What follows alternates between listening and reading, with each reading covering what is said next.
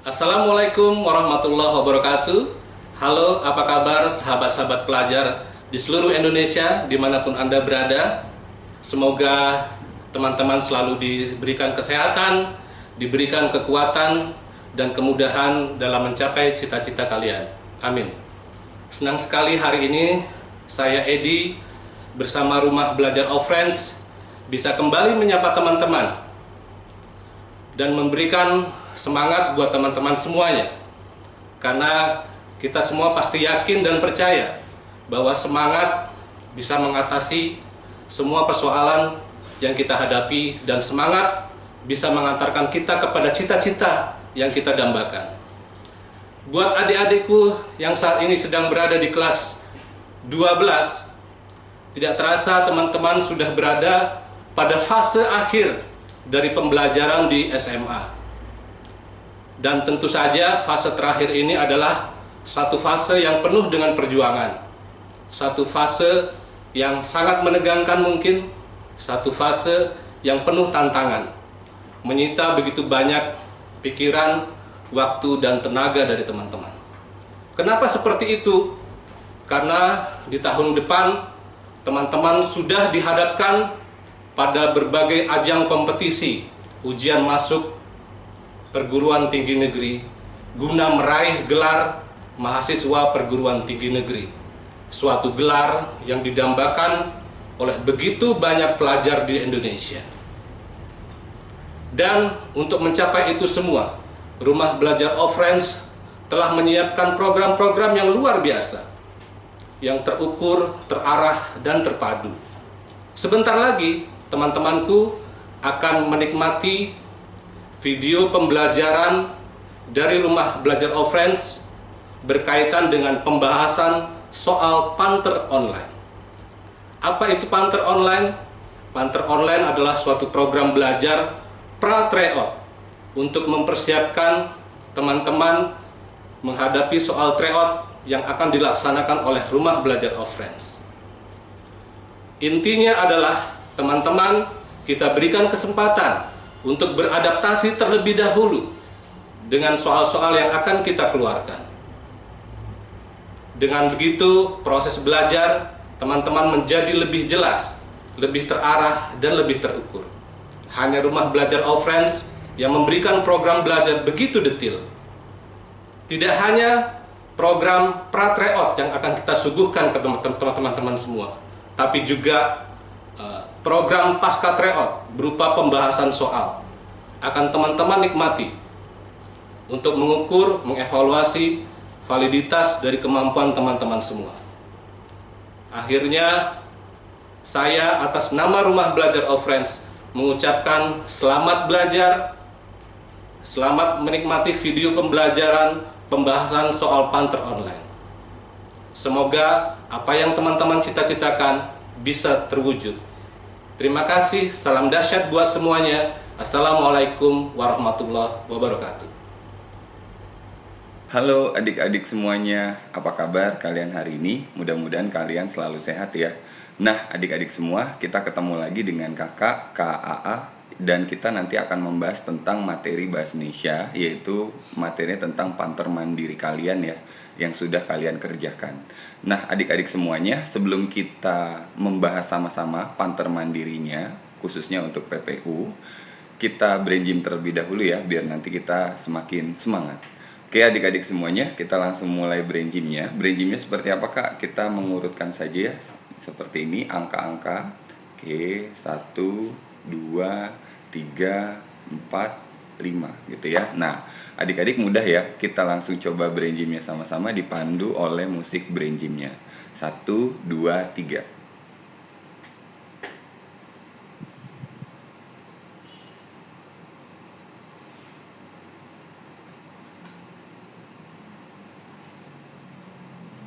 Oke adik-adik semua, itu tadi brain gym kita. Dan sekarang kita langsung saja lihat kepada video pembelajarannya. Oke, adik-adik semuanya, di sini kita akan membahas materi tentang Panter Mandiri kalian yang pertama.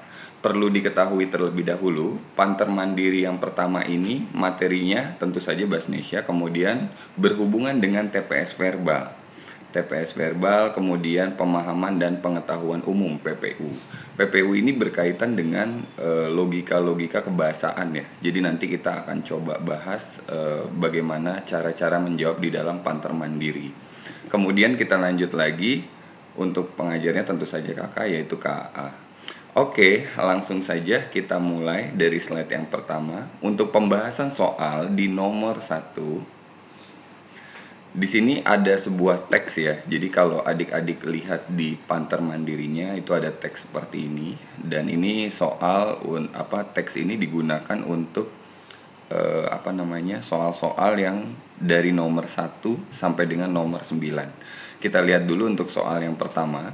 Di sini untuk soal yang pertama ditanyakan adalah judul yang sesuai untuk teks di atas adalah gitu ya. Nah, coba kita lihat dulu pilihan jawabannya. Jadi yang namanya judul gini ya. Ini biar lebih mudah. Nah, ini yang namanya judul itu biasanya yang pertama ya, dia harus berbentuk spesifik gitu ya, spesifik.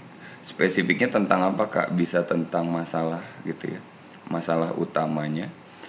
Kalau di dalam novel atau cerpen atau mungkin karya sastra lain itu biasanya bisa juga berhubungan dengan selain masalah ya, tokoh gitu ya. Jadi judul itu kadang-kadang kalau di karya sastra itu berhubungannya dengan tokoh gitu ya. Tetapi kalau di luar karya sastra kebanyakan biasanya berhubungan dengan masalah-masalah gitu ya. Kemudian ini spesifikasi judul bisa berhubungan dengan masalah, tokoh, atau mungkin tentang topik ya, atau inti pembahasan yang ingin disampaikan oleh si penulis gitu. Jadi itu kira-kira gambaran daripada spesifikasi judul. Nah, kita harus lihat dulu berarti untuk teksnya. Ini panjang banget Kak teksnya. Sebetulnya tidak panjang ya, karena pada dasarnya ya nanti ketika kalian UTBK itu teksnya itu lebih panjang lagi, sekitar 5 atau mungkin 6 paragraf gitu. Jadi ini masih relatif pendek. Makanya kita harus membaca dulu, budayakan membaca. Oke, kita baca dulu di sini untuk paragraf 1. Ini membaca cepat saja ya. Jadi kalau di paragraf 1 di sini WHO akhirnya menyatakan virus corona dapat menyebar dan menular melalui udara. Oke, intinya mah menyebar, udah bisa menyebar dan menular lah ya lewat udara. Kemudian di pertengahan paragrafnya WHO sempat membantah bahwa virus ini menyebar melalui udara. Tetapi setelah mereka melihat serangkaian fakta dan uji coba ilmiah, akhirnya yang tadi itu persepsinya itu diluruskan kembali gitu ya. Berarti diralat lagi tuh gitu ya. Kemudian lanjut lagi nih di paragraf 1 bagian terakhirnya. Kondisi tersebut membuat WHO memperingatkan banyak negara tentang potensi penyebaran klaster baru gitu ya. Nah, itu berarti gambarannya kita udah nangkep ya poin-poin yang ada di paragraf 1. Di paragraf 1 intinya itu adalah WHO kembali menjelaskan bahwa betul penyebaran klaster baru itu sudah ada dan virus ini sudah bisa menyebar lewat udara gitu ya. Kemudian di paragraf kedua, kondisi terkini penambahan jumlah kasus positif corona di Indonesia tercatat berjumlah sekian ribu orang. Kemudian di pertengahnya sisanya disumbang oleh Jawa Timur sebanyak sekian orang dan DKI 400 orangan, Sulawesi Selatan 173 orangan. Kemudian di bagian akhir paragrafnya, dengan adanya pertambahan tersebut pemerintah menjelaskan bahwa total kasus positif corona di Indonesia saat ini telah mencapai angka sekitar 75.000 orang gitu ya, sekitar segitulah ya. Kemudian di paragraf terakhir ya, pemerintah selalu berupaya memberikan edukasi dengan terus meningkatkan kesadaran masyarakat kan gitu ya. Kemudian di pertengahannya dia bilang memang cara itu tidak serta-merta menghentikan penularan virus corona. Kemudian di paragraf terakhirnya diharapkan masyarakat dapat memulai kehidupan baru disertai kebiasaan baru gitu ya untuk menjalani kesehariannya ketika berada di dalam ataupun di luar rumah. Oke. Berarti kita sudah membaca gitu ya. Intinya di paragraf 1 ada penjelasan tentang WHO yang meralat pernyataannya gitu ya. Kemudian di paragraf kedua WHO itu menjelaskan juga bahwa kondisinya itu sekarang sudah semakin bertambah dengan adanya klaster baru gitu ya. Kemudian di paragraf ketiga ini menjelaskan tentang keseharian masyarakat Indonesia yang harus berubah dengan kebiasaan baru. Nah, sekarang coba kita lihat pilihan jawabannya ya. jumlah kasus positif corona di dunia ini salah gitu ya. Kenapa salah? Karena secara garis besar yang dibicarakan adalah Indonesia gitu ya. Nah, ini berarti masih salah gitu ya. Oke, kemudian kalau di paragraf kedua, edukasi pemerintah kepada masyarakat. Kalau bicara edukasi sebetulnya ada di paragraf ketiga ya. Tetapi sebetulnya ya yang menjadi titik masalah di dalam teks ini gitu ya. Ini spesifikasi masalah yang ada di dalam teks ini. Itu bukan tentang edukasinya sebetulnya, tetapi lebih kepada penyebaran klaster baru gitu. Jadi karena virus itu sudah bisa menyebar lewat udara, maka klaster baru makin banyak gitu ya. Jadi itu masalah utamanya. Jadi bukan ini gitu ya, walaupun ini ada. Kemudian kalau yang C, kesadaran masyarakat terhadap corona, ini juga bukan gitu ya. Kemudian kalau yang D, klaster baru penyebaran virus corona, nah ini jawabannya adalah yang D gitu ya. Dan kalau kita melihat gitu ya, ini klaster baru ini berhubungan dengan penyebaran gitu ya, berhubungan juga dengan kebiasaan masyarakat yang masih minim menggunakan masker ya, kadang-kadang seperti itu. Makanya adik-adik di rumah harus sering menggunakan masker dan juga mencuci tangan. Oke, itu jawabannya untuk nomor 1 adalah yang D. Nah, sebelum kita lanjut, kakak pesan dulu nih ya. Jadi kalau kita sudah membaca sebuah teks, usahakan kita tetap ingat apa isinya. Jadi itu menghemat waktu kita nanti ketika ujian gitu loh. Jadi kita tidak harus membaca berkali-kali, ngulang lagi. Jadi tidak seperti itu. Oke, kita lanjut lagi, kita ke nomor 2. Di sini yang ditanyakan adalah bentuk sejenis untuk frasa sejumlah faktor. Pada paragraf kedua berikut ini adalah bentuk sejenis ya. Ini sebetulnya agak-agak sulit ya. Kenapa? Karena kita harus memahami dulu apa yang dimaksud dengan frasa gitu ya. Frasa itu ada beberapa ciri, ada 4 ciri ya. Ini kakak catat di atasnya saja ya. Yang pertama, dia terdiri dari 2 kata atau lebih gitu ya. Kemudian yang kedua, ciri yang keduanya itu dia non predikatif gitu ya. Jadi dia biasanya di luar predikat. Kemudian yang ketiga, dia biasanya membentuk kesatuan makna gitu ya. Satuan makna. Artinya dia maknanya tetap ya, dia tidak memunculkan makna baru. Kalau kata majemuk, dia membuat makna baru. Tapi kalau untuk frasa, itu maknanya tetap sesuai dengan kata yang bergabung gitu ya. Itu kira-kira. Kemudian yang keempat, biasanya ya, frasa itu dia tidak dapat tidak dapat lagi. Kalau ini kata majemuk ya. Yang terakhir ini biasanya dia masih dapat disisipi gitu ya. Disisipi di bagian tengahnya. Disisipi tengahnya oleh imbuhannya. Nah ini. Nah, jadi kayak misalnya apa Kak? Permainan cantik misalnya, atau misalnya misalnya sekolahan libur gitu ya, atau misalnya itu di situ ada imbuhan yang disisipi ya di tengahnya, baik itu imbuhan an atau mungkin imbuhan-imbuhan yang lain. Jadi kalau frasa dia masih bisa disisipi ya, tapi kalau kata majemuk dia tidak bisa disisipi di tengah gitu ya. Itu kira-kira. Jadi ada 4 cirinya, jangan lupa, 2 kata atau lebih, non predikatif, kesatuan makna, kemudian yang terakhirnya dia masih dapat disisipi oleh imbuhan kalau dia adalah frasa.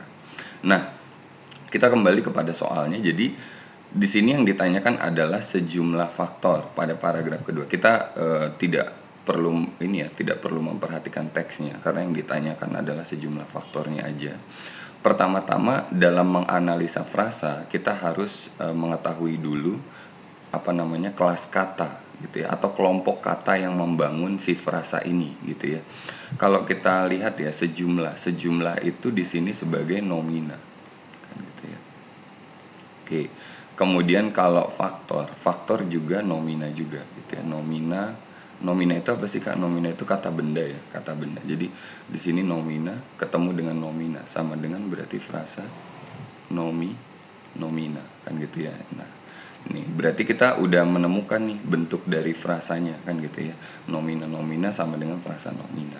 Nah, sekarang kita lihat dulu kalau paling ini adverbia gitu ya, atau kata keterangan. Kemudian berbahaya, berbahaya ini verba kan gitu ya. Ketika adverbia ketemu dengan verba, maka di sini disebutnya sebagai frasa verba. Nah, ini ya. Oke, berarti dia beda ya dengan yang ini. Kemudian kalau yang B, kedua. Kedua ini adalah numeralia gitu ya. Numeralia, kemudian penyakit adalah nomina. Numeralia itu apa sih Kak? Numeralia itu adalah kata bilangan ya. Jadi ada kata yang menyatakan urutan-urutan bilangan tertentu. Jadi kayak misalnya 1, 2, 3 dan lain sebagainya ya. Itu biasanya adalah kata bilangan atau di dalam ilmu bahasa disebutnya sebagai numeralia.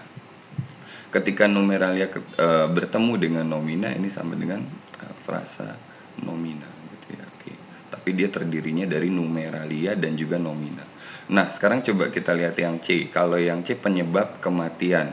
Kalau ada imbuhan pe gitu ya. Ini Kakak berikan catatan di sini ya.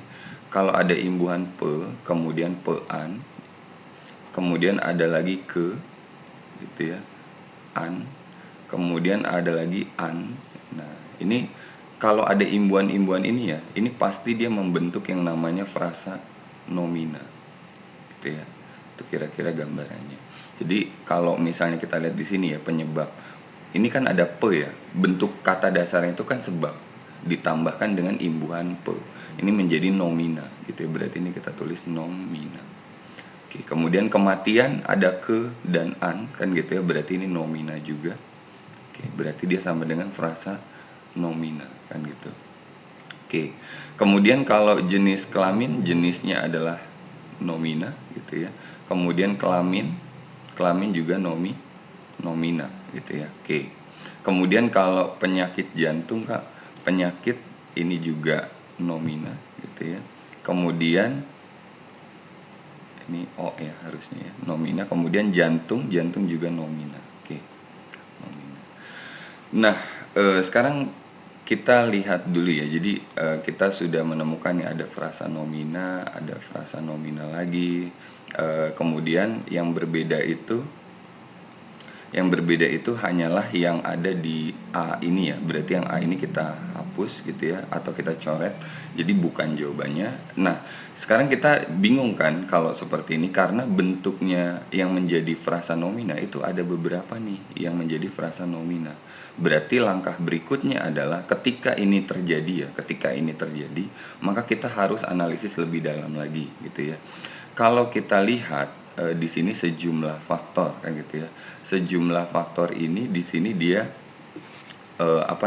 terdiri dari dua kata kan gitu ya. Dua kata ini kalau kita lihat faktor ini adalah berapa suku kata nih? Coba sejumlah faktor sejumlah 3 ya, berarti 3 suku kata plus faktor berarti 2 gitu ya, 3 plus 2 ya. Coba kita lihat ke suku katanya dulu ya. Kedua 3, penyebab 3 juga, jenis 2 berarti jenis bukan ya. Ini kita coret. Kemudian penyakit ini juga 3, jantung 2 betul. Kemudian kematian 3 gitu ya. Berarti kalau ini gini ya, 3 plus penyakit 3 lagi kan gitu ya. Terus ini 3 plus penyebab kematian 4 ya. Oke. Jenis berarti 2 plus 3 kan gitu ya. Kelamin. Kemudian ini 3 plus 3 kan gitu ya. Penyakit jantung. Berarti untuk yang C ini kita coret karena suku katanya dia tidak sesuai gitu ya.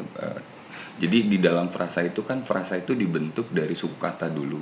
Suku kata, kemudian dia menjadi kata, kemudian dia menjadi gabungan kata kan gitu ya. Jadi kita harus analisis lebih dalam nih, berhubung ada jawaban-jawaban yang sama kan gitu ya.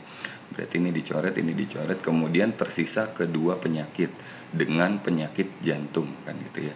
Nah, ini sebetulnya udah kelihatan jawabannya yang mana. Karena di sini kalau kita lihat kata kedua itu dia bukan nomina, tapi apa tadi? Dia disebutnya numeralia kan gitu ya. Jadi untuk yang B ini numeralia plus nomina gitu loh.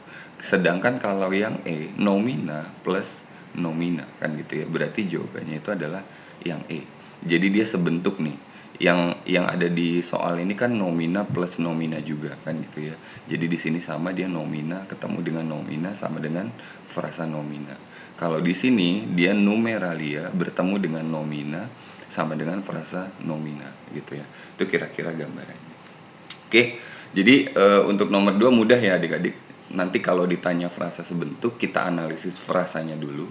Kalau ternyata ada jawaban yang sama, berarti kita diminta untuk menganalisis lebih dalam lagi gitu ya. Baik itu mungkin dari bentuk katanya atau kelas katanya, atau mungkin lebih dalam lagi ke dalam bentuk suku kata. Itu kira-kira gambarannya.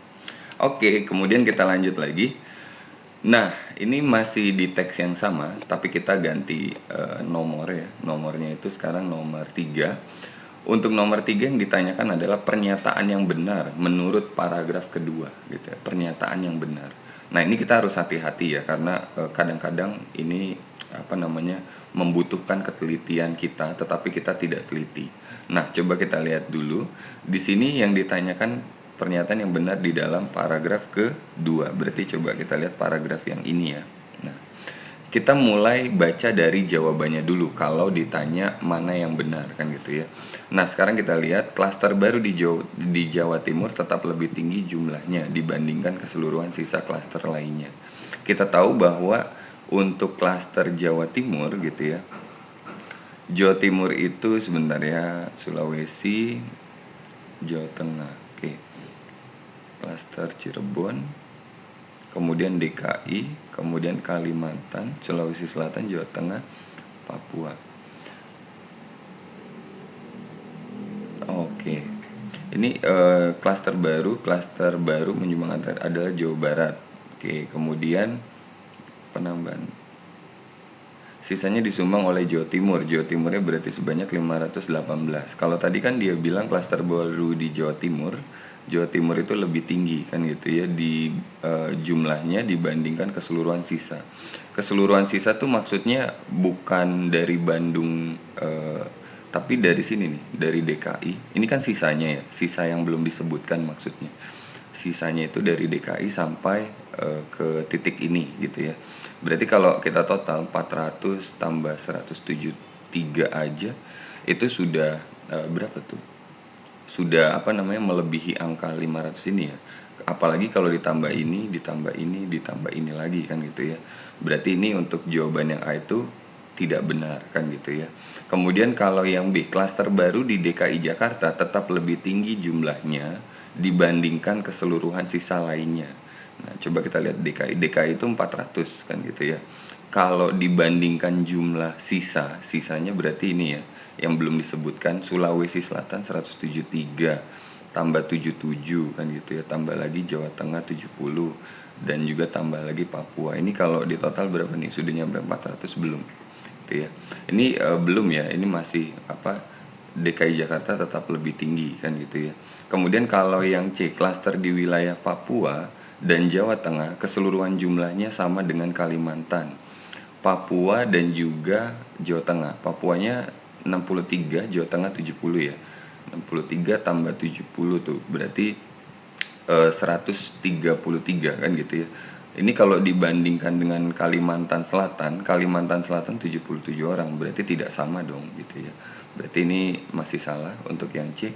Kemudian kalau yang di klaster di wilayah Sulawesi Selatan itu 173 ya, berarti 173 tetap lebih tinggi dibanding jumlahnya dengan sisa klaster lain. Sisa klaster lainnya justru malah lebih besar ya. Ini masih salah. Kemudian kalau yang E, klaster Jawa Tengah tidak lebih besar dibandingkan klaster Papua. Jawa Tengah tidak lebih besar dibanding dengan Papua, justru malah dia lebih besar kan gitu ya. Berarti jawabannya itu sudah ketemu adalah yang B gitu. Nah, itu tadi untuk nomor 3. Kita lanjut lagi, kita ke nomor 4. Masyarakat sudah diingatkan untuk menggunakan masker dan mencuci tangan. Oke. Dengan cara tersebut diharapkan angka positif corona di masyarakat dapat berkurang. Oke. Teman saya mencuci tangan tetapi tidak menggunakan masker. Simpulan logis yang tepat adalah ini. Kalau ada pernyataan logis begini, ini biasanya berhubungannya dengan apa? Dengan silogisme gitu ya. Oke, berarti coba nanti kita rumuskan ya. Ini kita lihat dulu jawabannya, ini adalah opsi daripada jawabannya. Kita merumuskan dulu ya. Kak, aku biasanya nggak pernah pakai rumus, Kak, harus dirumuskan gitu ya. Jadi biar kita tepat dalam menjawabnya. Di sini yang ditanyakan adalah simpulan logis, berarti kita coba masyarakat gitu ya.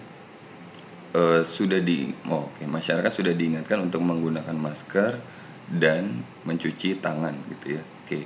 Kemudian dengan cara tersebut gitu ya. Oke, sebentar.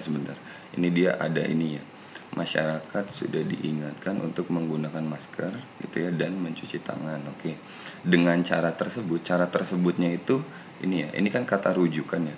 Kembalinya itu ke sini nih, menggunakan masker dan juga mencuci tangan. Berarti Q dan R gitu ya. Kemudian diharapkan angka positif corona dapat berkurang, S gitu ya. Oke. Ini untuk yang pertama. Kemudian teman saya mencuci tangan tetapi tidak menggunakan masker. Teman saya itu sebetulnya adalah masyarakat ya. Jadi di soal yang keempat ini dia menggunakan dua nama yang berbeda, tapi sebetulnya masih menjadi bagian daripada masyarakat gitu ya. Jadi di sini teman saya berarti masyarakat lagi ya, kembalinya P gitu ya. Mencuci tangannya itu berarti R gitu ya. Tetapi tidak menggunakan masker gitu ya. Berarti dia R adalah min Q gitu ya. Nah, berarti simpulan logis yang tepat adalah, berarti kita coba coret. Ini coret juga Q-nya, coret juga R-nya kan. P-nya berarti coret juga ya. Oke. Berarti sisanya apa? Sisanya ini. Oh, ini dan-nya juga hilang ya. Oke.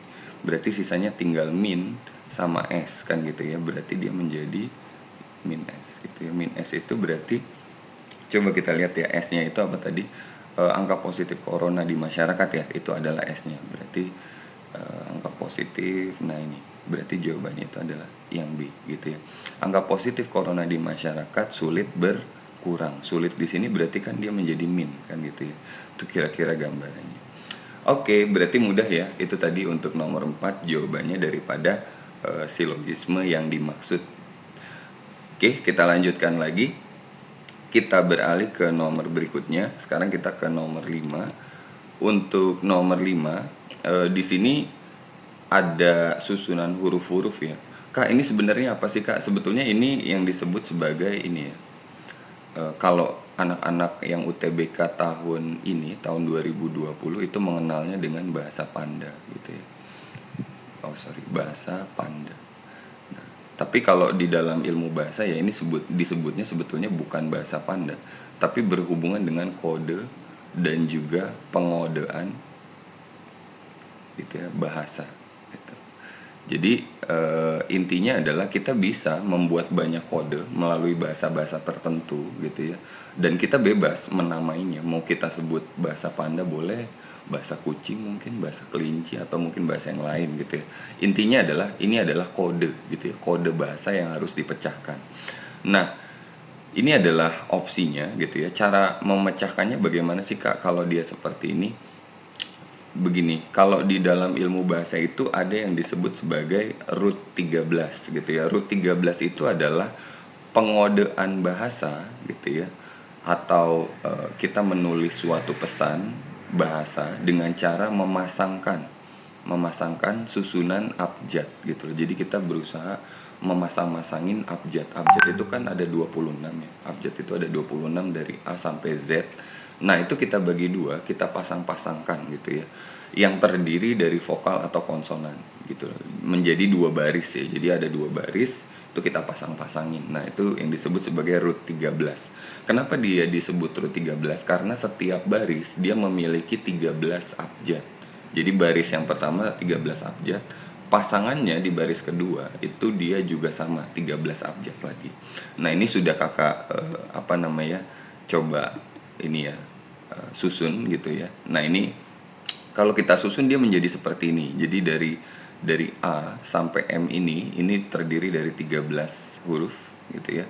Kemudian pasangannya juga sama ya. Ini terdiri dari 13 lagi gitu. Dan ini yang disebut sebagai root 13. Memecahkan sandi-sandi berupa berupa abjad-abjad tertentu ya, menggunakan root 13. Nah, ini kalau misalnya kita sudah pasang-pasangkan seperti ini, berarti tugas kita ngapain Kak? Jadi mari kita urutkan dulu ya. Jadi di sini kan F ya, berarti ini F, ini F kan gitu ya. Yang kita ambil itu adalah susunan dari pasangannya gitu ya. Jadi berarti S gitu ya. Kemudian V itu berarti dia di sini I kan gitu ya. Ini lawannya I, oke. Berarti tulis lagi di sini I. Kemudian A itu berarti adalah N kan gitu ya. Oke, berarti yang diambil itu adalah N ya. Kemudian B itu adalah O. Berarti ini O-nya kita pindahkan ke sini. Kemudian A lagi berarti N gitu ya. Oke.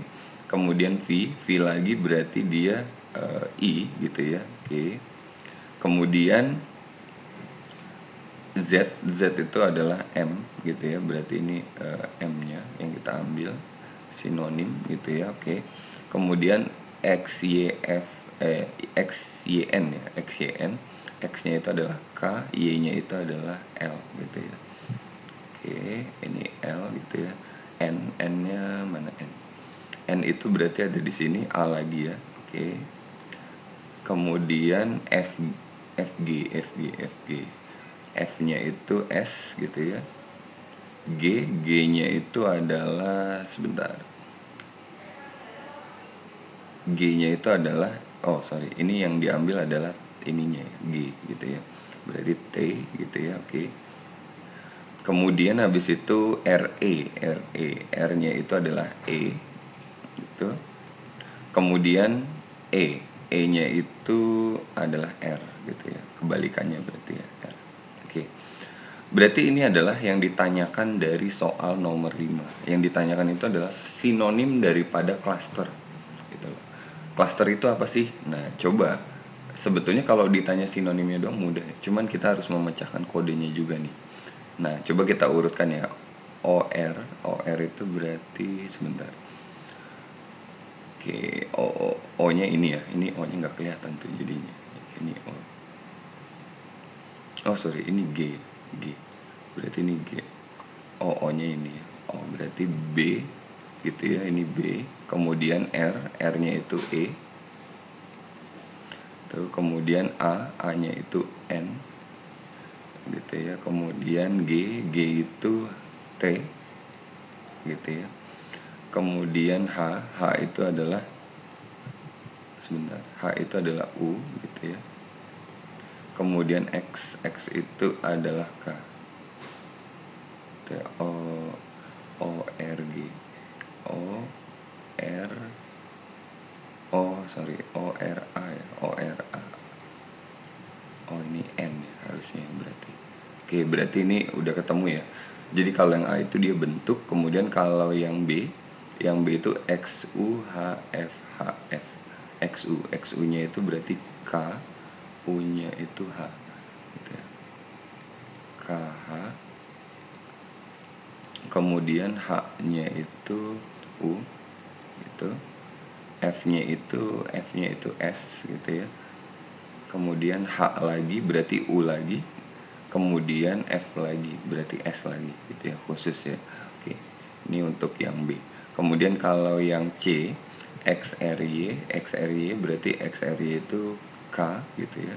Sini K, kemudian R-nya itu adalah E gitu ya. Oke, Y-nya berarti adalah L. Oke, kemudian B-nya itu adalah O gitu ya. Kemudian Z itu adalah M. Kemudian C itu berarti adalah P. C itu P, kemudian B lagi itu adalah O. X itu adalah K berarti ya. Oke. Ini jadi seperti ini. Terus kalau yang D sebentar ya.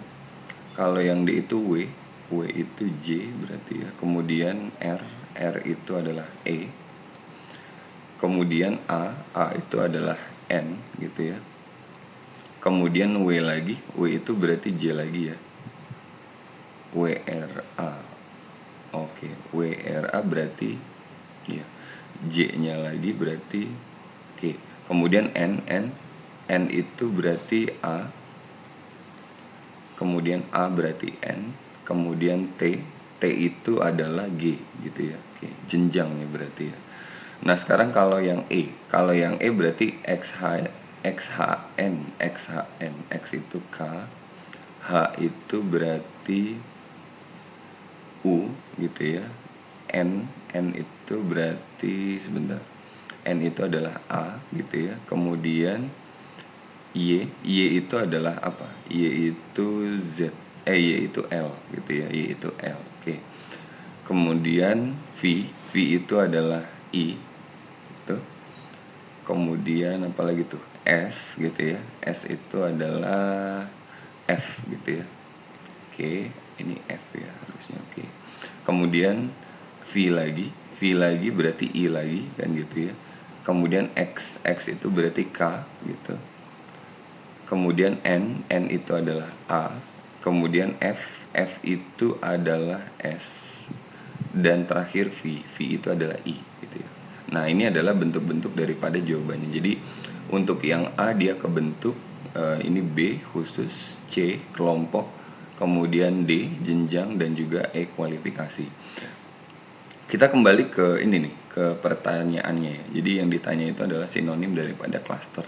Cluster itu sebetulnya di dalam KBBI ya. Cluster itu adalah kelompok-kelompok ya. Berarti jawabannya itu adalah yang C gitu ya. Itu kira-kira gambarannya. Sebetulnya untuk nomor 5 mudah ya. Cuman biasanya yang memakan waktu itu adalah mengurutkannya gitu. Jadi adik-adik harus sering-sering berlatih, oke? Kemudian kita lanjut lagi untuk nomor berikutnya. Nomor berikutnya ini kita akan membahas tentang apa ini? Simpulan teks tersebut adalah virus corona yang menyebar melalui udara telah memunculkan klaster baru dan semakin meningkatkan jumlah positif corona di Indonesia. Oke, pemerintah terus memantau perkembangan memantau masyarakat agar menggunakan masker dan mencuci tangan. Komentar yang sesuai dengan simpulan di atas adalah kira-kira yang mana nih? Oke, jadi kita diminta sebetulnya untuk menentukan apakah yang ada di sini gitu ya itu dia benar, tidak benar, mungkin benar, atau seluruhnya benar kira-kira. Ini kita baca dulu ya pelan-pelan lagi. Simpulan teks tersebut adalah virus corona dapat menyebar melalui udara. Ini betul ya sampai sini. Telah memunculkan klaster baru, ini betul juga. Semakin meningkatkan jumlah positif corona di Indonesia. Ini betul sampai sini gitu ya. Pemerintah terus memantau. Nah, ini nih kata memantau ini yang bikin kurang tepat ya. Jadi kenapa? Karena memantau gitu ya. Memantau dengan mengingatkan. Nah, ini berbeda ya. Kalau memantau ini sebenarnya lebih ke memperhatikan gitu ya. Memperhatikan kondisi gitu ya. Tapi kalau misalnya mengingatkan itu dia kegiatannya aktif ya, lebih aktif gitu ya. Jadi mengingatkan itu secara langsung, ditegur misalnya, teguran gitu ya, atau misalnya larangan dan lain sebagainya gitu. Intinya tujuannya adalah untuk mengingatkan. Berarti memantau masyarakat agar menggunakan masker dan mencuci tangan. Menggunakan maskernya sih dia ada ya di teks, tapi kalau ini kata memantaunya ini gitu ya, itu yang menjadi tidak tepat ya. Jadi jawabannya itu adalah yang D gitu ya, tidak benar gitu ya. Pemerintah terus memantau masyarakat. Jadi kalau di teksnya itu gini ya, pemerintah selalu berupaya kan gitu ya. Berupaya itu berarti ini dengan kegiatan-kegiatan aktif, misalnya sosialisasi langsung, mengingatkan langsung dan lain sebagainya. Jadi kira-kira seperti itu, memberikan edukasi ya, itu kira-kira gambarannya. Oke, berarti jawabannya itu adalah yang D untuk nomor 6. Kemudian kita lanjut lagi ke nomor 7. Untuk nomor 7 yang ditanyakan adalah makna asosiatif kata membantah gitu ya. Nah, adik-adik semuanya, ini sebenarnya makna asosiatif ada di dalam karya sastra, ada juga di dalam linguistik ya, atau tata bahasa. Kalau di dalam karya sastra dia berhubungannya itu dengan apa Kak? Dengan majas gitu ya. Tetapi majas gitu ya, ini kalau misalnya dia berhubungan dengan majas, ini biasanya dia harus dibentuk dalam suatu ungkapan gitu ya, atau suatu percakapan, ungkapan, suatu kalimat gitu, itu harus dia dibentuk seperti itu. Tapi kalau misalnya yang ditanyakan itu cuman kosakatanya doang, biasanya dia berhubungan dengan linguistik, yaitu bisa tentang sinonim gitu ya, bisa juga tentang makna leksikal gitu ya. Makna leksikal itu adalah makna asli kata tersebut di dalam kamus gitu ya, itu kira-kira gambarannya. Kalau sinonim kedekatan makna. Oke, coba kita jawab dulu ya. Jadi membantah apakah meramu? Meramu bukan gitu ya. Melawan bisa jadi. Menerangkan ini bukan. Menghubungkan bukan juga. Mendeskripsikan bukan juga ya. Berarti jawabannya itu sudah jelas adalah yang B gitu ya. Jadi ini berhubungannya lebih kepada ini ya, sinonimnya. Jadi membantah itu kan berarti tidak sejalan ya, atau berbeda pandangan. Nah, sama juga dengan melawan sesuatu yang seharusnya gitu ya. Itu kira-kira gambarannya. Maka jawabannya nomor 7 adalah yang B. Oke, kemudian kita lanjut lagi, kita ke nomor berikutnya. Untuk nomor berikutnya yaitu pembahasan soal di nomor 8. Bentukan kata yang sama dengan berupaya pada paragraf ketiga adalah ini 90% lebih ya. Ini anak-anak menjawab ini salah gitu ya. Kenapa? Karena mereka terlalu fokus pada bentuk kalimat atau bentuk klausa yang ada di sini gitu ya. Padahal yang ditanya itu hanya bentukan kata gitu ya. Bentukan kata ini apa sih, Kak? Ini ya, kalau di dalam bahasa Indonesia itu kata itu ada dua gitu ya. Ada kata dasar, kemudian ada lagi kata turunan gitu kan ya. Kata dasar itu kata-kata yang murni, dia belum ada penambahan. Contohnya kayak misalnya makan. Nah, ini makan ini adalah kata dasar. Kemudian memakan berarti bentuk turunan. Kenapa? Karena dia sudah mengalami modifikasi gitu. Jadi memakan di sini adalah bentuk turunan. Sebagian ahli bahasa ada yang mengatakan bahwa kata turunan gitu ya. Ada juga yang menyebutnya dengan istilah turunan kata. Ada lagi yang menyebutkan dengan istilah kata bentukan. Ada lagi yang bilang bentukan kata. Jadi intinya sama saja ya. Intinya adalah sebuah kata dasar yang sudah mengalami modifikasi gitu loh. Itu yang perlu kita ketahui.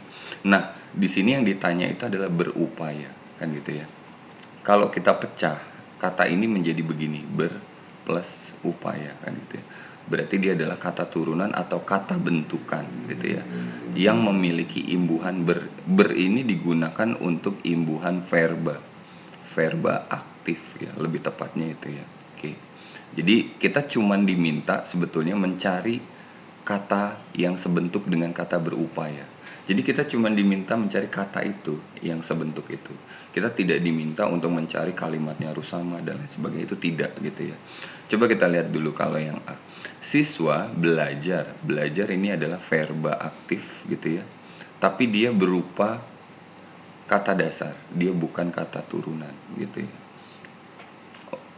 Berarti ini imbuhannya, verba aktif be ya, oke. Berarti ini belajar ya, verba aktif. Kemudian lanjut lagi nih, di sini bahasa Indonesia, oke. Kemudian kalau yang B, ketertarikannya terhadap seni makin kuat. Terhadap ini adverbia ya, ini adverbia atau keterangan. Jadi di sini ada imbuhan ter. Ada yang bilang, Kak, ter itu bukannya pasif, Kak. Iya, pasif kalau dia berbentuk atau menempel dengan kata kerja. Tapi kalau dia menempelnya dengan keterangan, dia maka menjadi keterangan. Dia tidak menjadi bentuk pasif gitu ya. Terhadap seni makin kuat. Oke. Kemudian kalau misalnya yang C, penarikan peserta didik dilakukan. Dilakukan ini pasif ya. Dia verba pasif gitu kan ya. Dan dia bentuk imbuhannya itu adalah di gitu ya. Di dan an gitu ya. Oke. Oke, kemudian lanjut lagi nih, kalau yang D, guru memberikan tugas siswa. Guru memberikan tugas. Memberikan ini adalah verba aktif gitu ya. Verba aktif dan imbuhannya itu adalah me gitu ya. Oke. Kemudian kalau misalnya yang E, kesimpulannya masih dipertanyakan. Kesimpulannya masih dipertanyakan. Dipertanyakan berarti dia menjadi verba pasif ya. Oke. Dengan ada imbuhan di dan kan, ini kan ya imbuhannya. Oke. Berarti kita sudah lihat nih ada dua verba aktif gitu ya. Yang satu itu berupa kata dasar yaitu belajar. Kemudian satu lagi itu satu lagi yang ini ya. Satu lagi itu memberikan.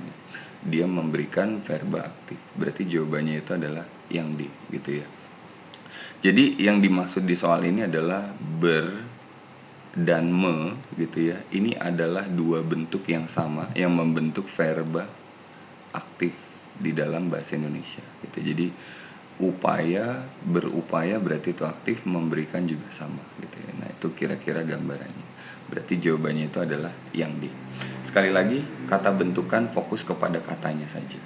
Kemudian lanjut lagi kita ke nomor 9, kalimat yang melemahkan. Yang melemahkan itu berarti yang kemungkinan besar kalau ditambahkan dia tidak sejalan gitu ya. Itu kira-kira kayak gitu. Kemudian untuk nomor 9 ini dia opsional jawabannya. Kita baca dari yang A dulu ya. Kalau WHO, ya ini yang A, WHO tidak membantah adanya fakta virus penyebaran melalui udara sejak Maret.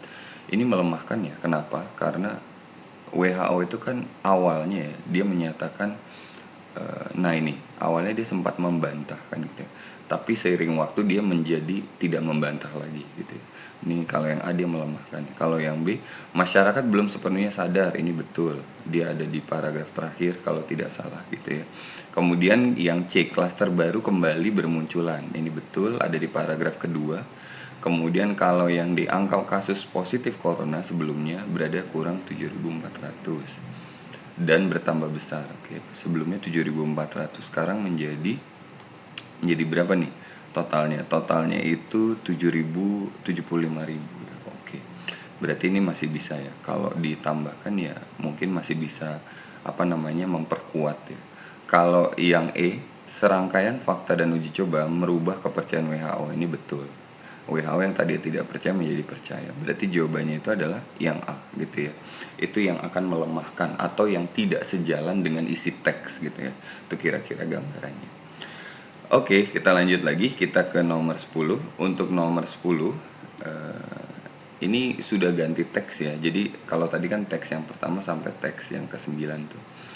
Kalau sekarang teks ini kita gunakan untuk 10 sampai dengan nomor 19.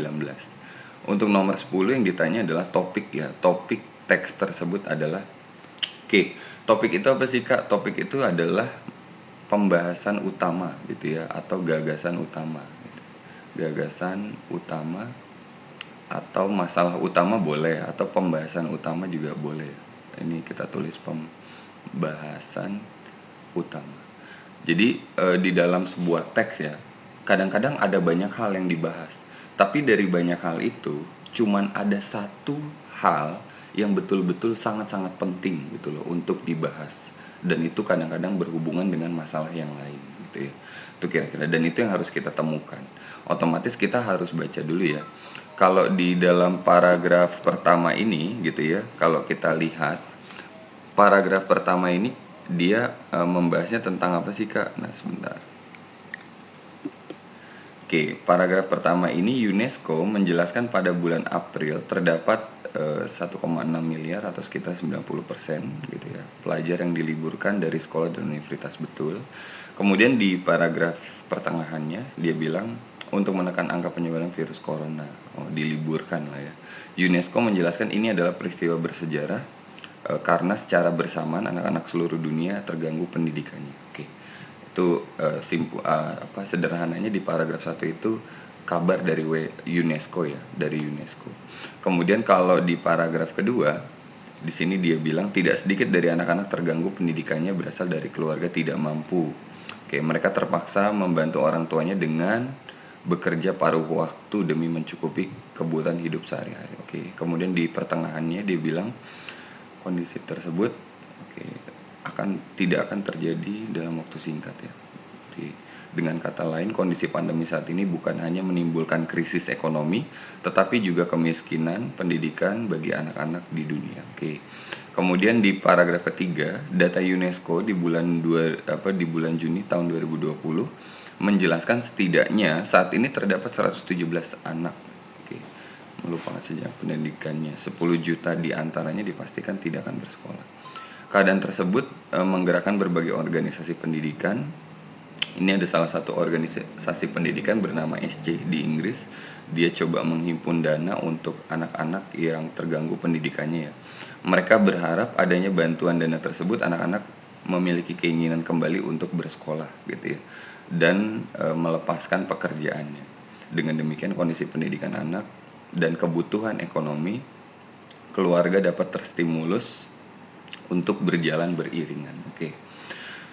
Intinya adalah kalau di paragraf 1 itu pertama pemaparan data dari UNESCO bahwa ada sekitar 1,6 miliar anak gitu ya yang terganggu pendidikannya. Kemudian di paragraf kedua itu dia menjelaskan tentang anak-anak yang terpaksa bekerja karena harus membantu orang tuanya ya mencari uang. Kemudian di paragraf ketiga UNESCO mengatakan bahwa kemungkinan ada sekitar jutaan anak yang tidak akan sekolah lagi gitu ya setelah masa pandemi ini karena ya udah sibuk bekerja kan gitu ya. Kemudian di paragraf terakhir ini ada salah satu organisasi yang mencoba menghimpun dana. Oke, intinya itu ya seputar masalah-masalahnya atau gagasan-gagasannya. Coba kita lihat dari yang A dulu. Yang A dia bilang bantuan pendidikan bagi anak-anak terdampak pandemi. Betul, ada bantuan pendidikan tapi bukan menjadi gagasan utama ya. Jadi ini kurang tepat gitu ya. Kemudian kalau yang B, organisasi yang paling peduli. Waduh. Ini agak-agak ini ya, tinggi hati ya. Organisasi yang paling peduli ini salah gitu ya. Karena dia bukan menjadi gagasan utamanya. Kalau yang C, jumlah bantuan yang perlu disumbangkan, ini juga bukan. Sebenarnya bukan jumlah bantuannya ya, yang perlu disoroti itu adalah anak-anak itu terpaksa gitu loh, meninggalkan sekolah gitu ya. Oke, kemudian kalau yang D, pandemi corona yang melumpuhkan berbagai sektor ekonomi. Sektor ekonomi dibahas juga, tapi bukan itu yang utamanya gitu ya. Kemudian kalau yang E, dampak ekonomi pelajar selama masa pandemi. Nah ini ya, dampak ekonomi, bantuan pendidikan bagi anak-anak, dampak pandemi. Oh sorry, berarti dampak ekonomi pelajar ini lebih parah ya. Bantuan pendidikan bagi anak-anak yang terdampak pandemi. Iya berarti harusnya yang A ya. Ini berarti kakak ralat ya. Ini ya apa? Sebentar, kelewatan ini. Nah ini harusnya dihapus gini. Oke, berarti secara global ya sebetulnya ya si teks yang tadi itu dia membahas tentang bantuan pendidikan ya, baik itu bantuan dari SC, kemudian bantuan dari mungkin ada organisasi lain nanti yang ingin tergerak ya bagi anak-anak yang terdampak pandemi gitu ya. Oke, itu kira-kira jawabannya untuk nomor 10. Kemudian kita lanjut nih ke nomor 11. Untuk nomor 11 pernyataan yang benar adalah pernyataan yang benar loh ya. Kalau yang A, anak-anak tidak ingin bersekolah dan memang lebih ingin bekerja. Ini salah ya. Karena kalau di teksnya itu tadi kita masih ingat ya. Jadi anak-anak itu sebetulnya terpaksa, berarti tidak ingin kan gitu ya. Kalau yang B, anak-anak tidak punya pilihan lain kecuali bersekolah. Nah ini aneh ya. Tidak punya pilihan lain kecuali bersekolah, ini aneh. Kemudian kalau yang C, anak-anak perlu dibekali ilmu sebelum bekerja. Iya betul, tapi nggak ada di teksnya gitu ya. Itu untuk yang C ya. Kemudian kalau yang D, anak-anak terpaksa bekerja sekalipun tidak menginginkannya. Ya ini betul kalau untuk yang D. Yang E, anak-anak harus menghidupi keluarga mereka. Ini salah gitu ya. Karena anak-anak itu hanya membantu gitu ya, membantu perekonomian keluarga, tapi tidak menghidupi keluarga mereka gitu ya. Itu kira-kira gambarannya. Oke, itu untuk nomor 11. Kemudian lanjut lagi, kita ke nomor 12. Ide pokok paragraf terakhir teks tersebut adalah ide pokok paragraf terakhir. Kak, kalau ditanya ide pokok itu gimana, Kak? Ide pokok itu jangan lupa ya. Di sini ada deduktif gitu ya. Deduktif itu berada di awal. Kemudian ada lagi induktif gitu ya. Induktif itu dia berada di akhir gitu ya. Kemudian ada lagi yang ketiganya itu campuran gitu ya. Campuran itu dia bisa awal dan akhir. Ini akhir atau tengah ya, tengah juga bisa ini gitu ya. Jadi campuran itu dia bisa awal akhir, bisa juga awal tengah gitu ya. Nah itu kira-kira gambarannya. Nah, biasanya kalau Kakak gitu ya, kita curiga dulu dia adalah deduktif gitu. Jadi kita baca kalimat pertamanya dulu. Coba kita lihat dulu ide pokok paragraf terakhir, berarti kita baca kalimat pertamanya. Keadaan tersebut menggerakkan berbagai organisasi pendidikan seluruh dunia menghimpun dana bagi pelajar yang tidak mampu. Salah satunya, nah, nya gitu ya. Kan tadi ini kalimat pertama sampai sini. Kemudian di kalimat kedua itu ada kata yang merujuk ke dalam ini, gitu ya. Nah, jadi yang disebut sebagai ide pokok itu kan adalah kalimat utama, gitu ya, kalimat utama. Kalimat utama itu berarti adalah kalimat yang menjadi acuan dari kalimat-kalimat lain sebagai kalimat penjelas, gitu ya. Berarti ada kemungkinan untuk paragraf ketiga itu adalah deduktif. Tapi kita harus cek juga bagian terakhirnya. Kalau di bagian terakhirnya itu ada kata-kata seperti ini, gitu ya. Dengan demikian, maka dari itu, oleh karena itu, pada akhirnya, dan lain sebagainya lah. Itu biasanya kemungkinan besar dia bukan deduktif, tapi dia adalah induktif gitu ya. Karena biasanya kalimat dengan pola kebahasan yang tadi, itu dia berbentuk simpulan secara general gitu ya. Itu kira-kira gambarannya. Berarti dengan demikian dia bilang apa? Dengan demikian kondisi pendidikan anak dan kebutuhan ekonomi. Nah, ini pendidikan anaknya sudah ada, ekonomi juga sudah ada, dapat terstimulus untuk berjalan beriringan. Jadi sebetulnya ya, secara keseluruhannya teks ini tuh menyinggung dua hal, ekonomi dan juga pendidikan anak-anak gitu ya. Jadi dua hal itu sudah tercantum di dalam kalimat terakhir. Maka jawabannya itu kita lihat dulu. Himpunan dana pendidikan bagi ini tidak tepat gitu ya. Masih salah. Kemudian kalau yang B, himpunan dana untuk menstimulus sama ya dengan tadi kondisi pendidikan dan ekonomi keluarga. Nah, ini adalah jawabannya yang B. Kalau yang C, dana terhimpun sampai, bukan tentang ini gitu ya. Donatur global ini juga bukan. Dan yang dihimpun oleh SC untuk anak-anak seluruh dunia ini juga bukan ya, bukan menjadi ide pokok. Oke, berarti jawabannya itu adalah yang B. Itu untuk cara menentukan ide pokok. Kemudian kita lanjut lagi, kita ke nomor berikutnya. Nomor berikutnya ini kita ke nomor 13. Nah, ini nomor 13 bentuknya tentang kode dan pengodean bahasa. Seperti yang tadi ya, yang sebelumnya. Cuman ini beda caranya. Kenapa? Karena kalau tadi itu kan kita cuman disajikan huruf-huruf doang ya.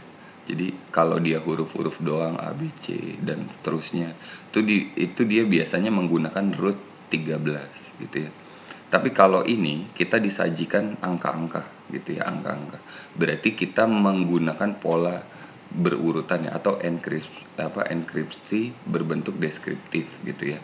Nah, ini kita baca dulu ya. Rustiana adalah siswa berprestasi yang mungkin tidak dapat lagi bersekolah. Ouch. Kemudian saat ini ia sibuk bekerja di pabrik untuk membantu mencukupi kebutuhan keluarganya. Oke.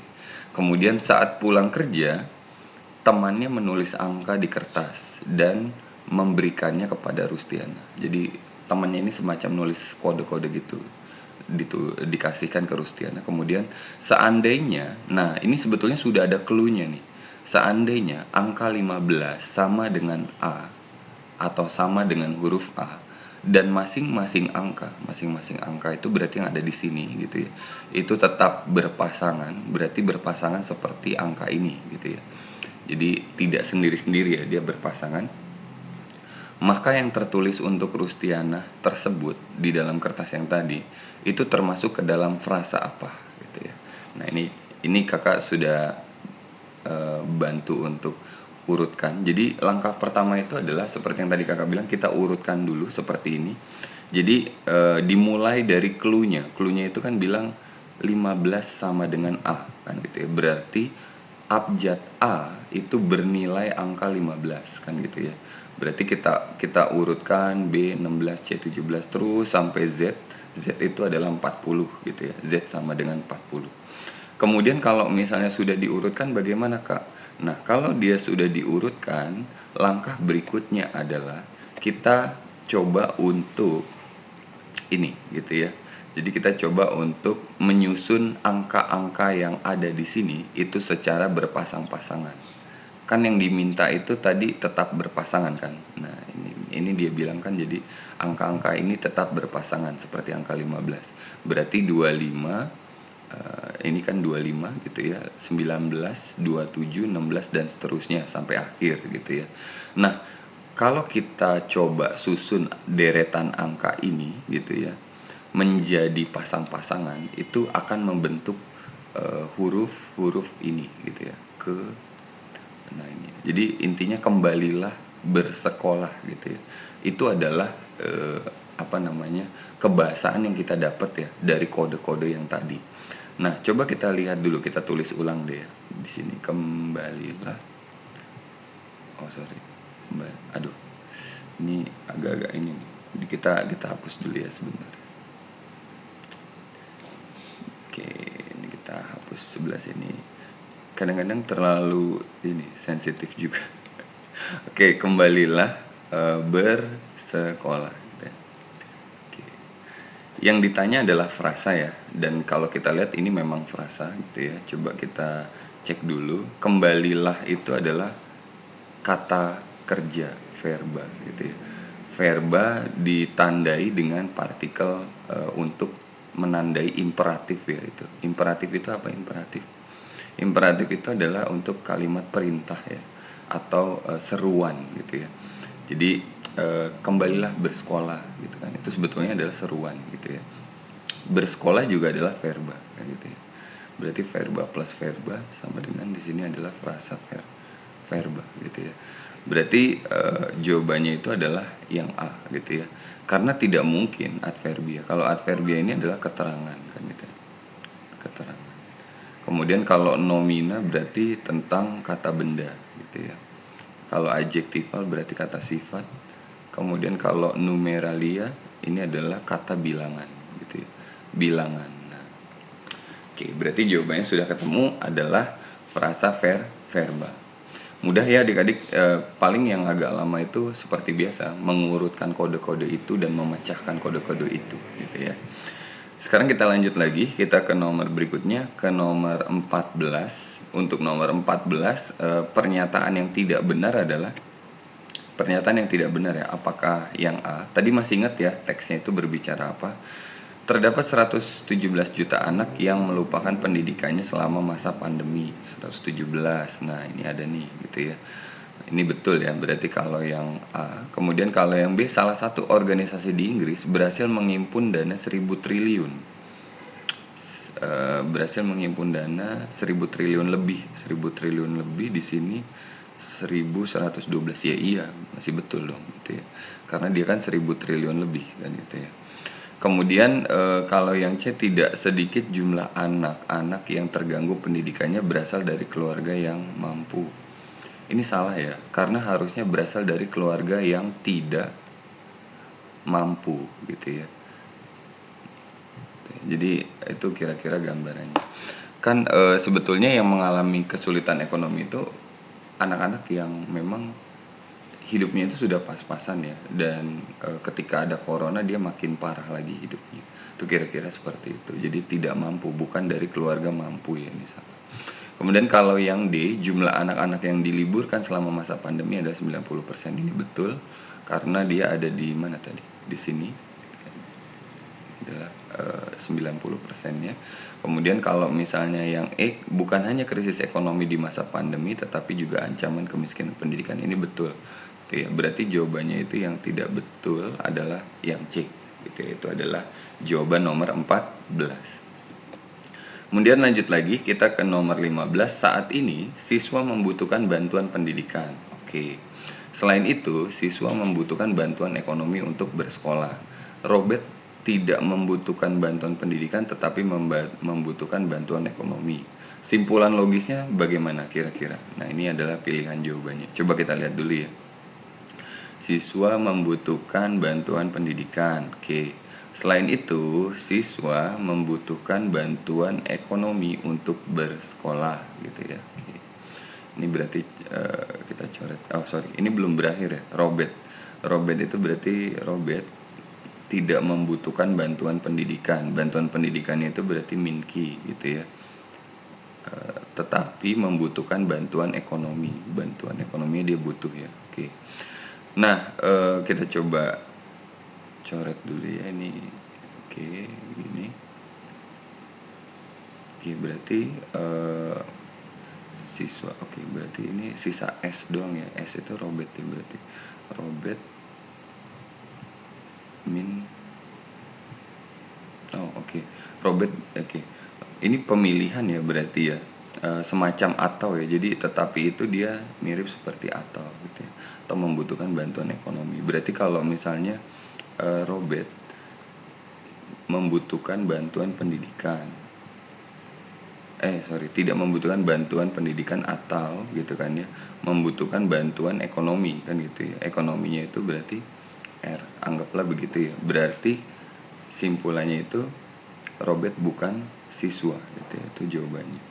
Oke, Robert bukan siswa ya berarti karena dia Robert adalah min P, harusnya begitu ya. Oke, berarti ini P-nya ini dia diturunkan ke sini ya gitu ya, min P. Oke, itu untuk nomor 15 ya. Jadi tetapi di sini itu sama dengan pemilihan dan kalau misalnya kita kita rumuskan itu dia bentuknya itu seperti ini gitu ya. Jadi Robert itu ternyata bukan siswa. Sebetulnya sih bisa saja ya kalau tidak dirumuskan, tapi lebih baik kalau tetap dirumuskan. Kemudian lanjut lagi, kita ke nomor berikutnya, nomor 16, sedikit lagi. Untuk nomor 16, pernyataan yang mungkin benar, Kalau bicara yang mungkin benar itu berarti kita bicara prediksi yang akan terjadi di waktu yang akan datang gitu ya. Datang atau di masa depan ya. Nah, ini masa depan. Bicara hipotesis lah intinya begitu ya. Kemudian kita lihat dulu nih kalau yang anak-anak banyak yang mengalami kesulitan pendidikan di masa pandemi. Itu betul ya kalau yang A. Kemudian kalau yang B, bekerja adalah solusi praktis untuk memenuhi kebutuhan keluarga selama masa pandemi. Ini betul. Solusi praktis ya karena tidak ada pilihan lain, ya udah. Daripada makin susah bekerja aja gitu ya. Nah, itu kira-kira. Kemudian kalau yang C, anak-anak yang bekerja sebenarnya tidak ingin bekerja, ini benar juga. Bantuan hanya ditujukan kepada siswa yang kurang mampu. Ini betul juga. Kemudian kalau yang E, orang tua meminta anak berhenti sekolah dan membantu keluarga. Kalau yang E ini salah ya, kalau yang E ini salah. Oke, berarti karena anak-anak itu dia pada dasarnya tidak diminta oleh orang tua ya, tapi terpaksa untuk membantu, tapi tidak diminta untuk berhenti sekolah gitu ya. Itu kira-kira gambarannya. Nah, kita belum menemukan yang mungkin benar nih, anak-anak yang mengalami kesulitan pendidikan di masa pandemi. Oke, betul ini ya. Kalau yang B, anak-anak bekerja adalah solusi praktis. Bantuan dari kepada siswa yang kurang mampu. Oh, oke. Berarti ini ya, ini orang tua meminta anak berhenti sekolah. Ini bisa jadi ya, anak-anak itu berhenti sekolah memang karena diminta ya, diminta oleh orang tuanya karena tidak ada biaya lagi kan gitu ya. Kemudian dia diminta juga untuk membantu keluarga kan gitu ya. Ini hipotesisnya berarti ya. Jawabannya itu adalah yang E ya, itu untuk nomor 16. Oke, kemudian lanjut lagi kita ke nomor 17. Bentuk yang sejenis dengan frasa berbagai organisasi adalah, kita ditanya bentuk sejenis frasa lagi nih. Kita lihat dulu dari bentuk frasanya dulu ya. Berbagai itu adalah numeralia. Numeralia itu apa tadi? Numeralia itu adalah kata bilangan. Lebih tepatnya itu berbagai itu adalah numeralia tak takrif ya. Tak takrif itu berarti tidak diketahui ya jumlah pastinya. Kemudian organisasi ini adalah nomina gitu ya. Oke. Berarti numeralia plus nomina ya, sama dengan frasa nomina. Gitu ya. Nah, kira-kira gambarannya. Oke, sekarang kita lihat dulu kalau 10 itu adalah numeralia gitu ya. Kita tulis num. Kemudian juta adalah nomina. Gitu ya. Itu kira-kira. Kemudian sejumlah itu adalah numeralia juga. Kemudian bantuan nomina. Gitu ya. Karena ada imbuhan an gitu ya. Nomina. Oke. Kemudian bantuan di sini nomina. Kemudian modal juga nomina. Gitu ya. Membutuhkan ini adalah nomina. Kemudian sekali Sekali ini adalah adverbia gitu ya. Jadi sekali itu adalah adverbia atau keterangan. Kemudian kalau misalnya yang beberapa numeralia. Kemudian sukarelawan ini adalah nomina. Ya, nomina. Oke. Nah, kita lihat dulu ya. Jadi kita eliminasi yang tidak ada hubungannya ya. Ini adverbia, ini bukan. Berarti kita coret untuk yang D. Kemudian nomina-nomina ini juga bukan gitu ya. Berarti kita coret juga yang C. Tersisa A, B, dan E gitu ya. Numeralia plus nomina. Ini kalau kita misalnya lihat ya, berbagai dia adalah numeralia yang tidak diketahui gitu ya jumlahnya. Berarti 10 juta, kalau 10 juta diketahui ya.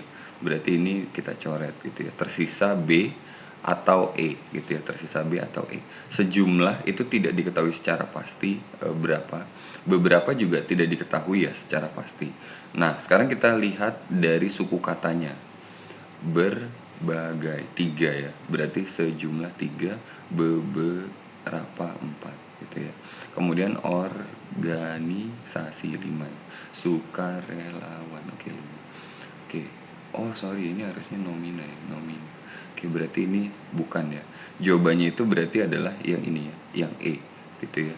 Itu adalah numeralia plus nomina dan ini sama juga frasa nomina gitu ya. Oke, berarti itu jawaban untuk nomor 17. Kemudian kita lanjut lagi, kita ke nomor berikutnya. Ini nomor berapa? Nomor 18. Makna leksikal pendidikan. Nah, ini ada yang tahu tidak nih pendidikan itu apa nih? Leksikal berarti kita merujuk ke dalam makna yang ada di dalam kamus gitu ya. Berarti apakah A, proses perubahan lingkungan dan etika? Ini bukan ya. Kemudian kalau yang B, memahami sesuatu yang baru, ini juga bukan. Penyelarasan tingkatan umur, ini bukan juga gitu ya. Proses perubahan sikap dan tata laku, ini bisa jadi. Kemudian kalau yang E, proses belajar dan mengajar, ini salah gitu ya. Jadi sebetulnya ini salah juga. Jawabannya itu adalah yang ini ya. Proses perubahan sikap dan tata laku. Jadi ketika kita menempuh pendidikan sebetulnya yaitu perubahan sikap dan juga tata laku. Itu yang kira-kira lebih tepat. Kemudian nomor 19, bentuk yang sama dengan kata terstimulus. Lagi-lagi nih kita ditanya tentang kata bentukan gitu ya. Kata bentukan itu adalah kata turunan gitu ya. Kata yang sudah mengalami modifikasi pada bentuk dasar gitu ya. Ini kalau kita lihat bentuk dasarnya itu adalah stimulus ditambahkan imbuhan ter gitu ya. Apakah yang mana nih kira-kira? Ini stimulus ini adalah verba ya. Verba gitu ya, dan dia kalau verba ketemu dengan imbuhan ter, dia menjadi bentuk pasif gitu ya. Oke. Sekarang coba kita lihat kalau yang A ya. Siswa terbaik, ini terbaik Kak. Terbaik di sini pasif juga dong Kak? Bukan. Kalau yang A itu ter plus adjektiva gitu ya, adjektiva. Nah, kalau dia seperti ini, dia menjadi adjektiva gitu loh. Dia bukan menjadi verba pasif gitu ya, dan dia menyatakan maknanya itu paling gitu ya, paling atau sangat gitu ya. Jadi kayak misalnya dia terbaik berarti dia paling baik atau dia sangat baik gitu ya. Itu kira-kira berarti bukan yang A ya. Kemudian kalau di sini ada lagi berbagi dia verba tapi aktif kan itu ya, beda ya. Kalau tadi kan pasif, berarti ini coret. Kemudian kalau yang B, banyak pelajar terbuai dengan liburan. Terbuai, oke. Terbuai ini dia verba ya, dan dia adalah bentuk pasif. Bisa jadi ya kalau yang B. Kemudian kalau yang C, dia siswa tercerdas. Cerdas ini adalah adjektif atau kata sifat gitu ya. Berarti tercerdas itu bukan kalimat pasif, tapi dia sebagai menandai makna paling gitu ya. Kemudian kalau yang D, seluruh siswa terakhir ini adverbia ya atau keterangan. Jadi gini, ini sederhananya saja ya. Untuk imbuhan ter itu bisa masuk ke dalam verba, bisa juga masuk ke dalam adjektiva gitu ya. Bisa juga dia masuk ke dalam adverbia. tergantung dia plus apa dulu nih. Kalau dia plus verba ya dia berarti menjadi verba. Kalau plus adjektiva ya berarti dia menjadi adjektif. Sama juga dengan adverbia. Nah, adverbia di sini adalah akhir. Akhir itu adalah keterangan. Ditambahkan imbuhan ter ya berarti menjadi adverbia gitu loh. Itu kira-kira. Kemudian kalau yang E, siswa membuat kerajinan dari kayu. Membuat ini verba aktif ya berarti bukan. Berarti jawabannya itu adalah yang B gitu ya, terbuat. Jadi adik-adik diingat-ingat ya, untuk imbuhan ter itu bukan cuma menandai verba pasif saja, tapi juga menandai adjektiva dan juga adverbia. Oke, adik-adik semuanya, barangkali itu saja pembahasan kita. Pembahasannya cukup singkat, dan nanti kalau ada yang adik-adik belum pahami atau ketahui, adik-adik bisa menanyakan kembali kepada kakak-kakak pengajar bahasa Indonesia, termasuk juga kepada kakak sendiri. Oke, terima kasih adik-adik. Itu saja. Sebelum kita tutup, jangan lupa untuk tetap mengikuti video pembelajaran online. Terima kasih semuanya dan sampai jumpa. Baiklah adik-adik, demikian pembahasan panter mandiri kita kali ini. Bagi adik-adik yang mau ikut try out, jangan khawatir, ini gratis. Kamu tinggal daftarkan diri Anda pada link berikut ini dengan menggunakan password. Tada! Nah, gampang kan? Oke, ingat, ajak teman-temannya. Jangan lupa di like, comment, and subscribe. Bye!